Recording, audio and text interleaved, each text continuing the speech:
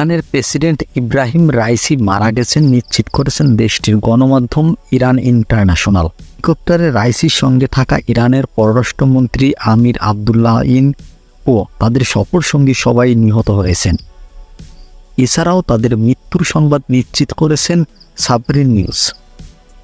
এইদিকে ইরানের প্রেসিডেন্ট ইব্রাহিম রাইসিকে নিয়ে দুর্ঘটনা কবলিত হেলিকপ্টারটি নিখোঁজ পাওয়ার পর রেড সিক্রেট জানিয়েছেন ওই হেলিকপ্টারের কিউজ জীবিত থাকার লক্ষণ নেই বলে জানিয়েছে। ব্রিটিশ সংবাদ মাধ্যম বিবিসি বলেছে, প্রেসিডেন্ট ইব্রাহিম রাইসির হেলিকপ্টার দুর্ঘটনার মুখে পড়ার পর সেখানে কারো জীবিত থাকার কোনো চিহ্ন নেই বলে ইরানের রাষ্ট্রীয় টিভি বলেছে। অন্যদিকে ইরানের এক কর্মকর্তার বরাত দিয়ে রাইটার্স আরও জানিয়েছেন দুর্ঘটনায় হেলিকপ্টারটি সম্পূর্ণ পুড়ে গেছে।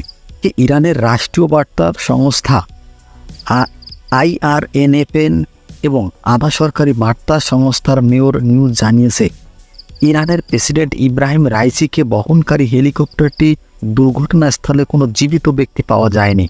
গতকাল আজারবাইজানের সীমান্তবর্তী এলাকায় দুই দেশের যৌথভাবে নির্মিত একটি বাঁধ উদ্বোধন করতে যান ইব্রাহিম রাইসি।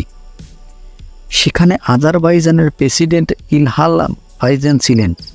সেখান থেকে 3টি হেলিকপ্টার বহন করে ইরানের পূর্ব আজারবাইজান প্রদেশের রাজধানী তাবরিজে ফিরছিলেন ইব্রাহিম রাইসি ও তার সঙ্গে থাকা কর্মকর্তারা।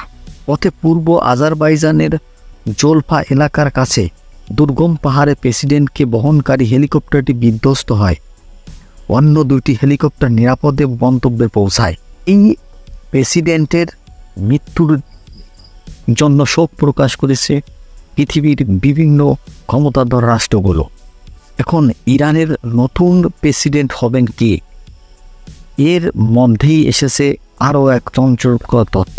এক নেতারা বা বিশ্লেষকরা মনে করছেন যে ইরানের প্রেসিডেন্ট ইব্রাহিম রাইসিকে কোনোভাবে মারা হয়েছে, এমনটাই দাবি করছে অনেকে। তবে ইরান জুড়ে এখন অবস্থান করছে শোকের বিরাজ।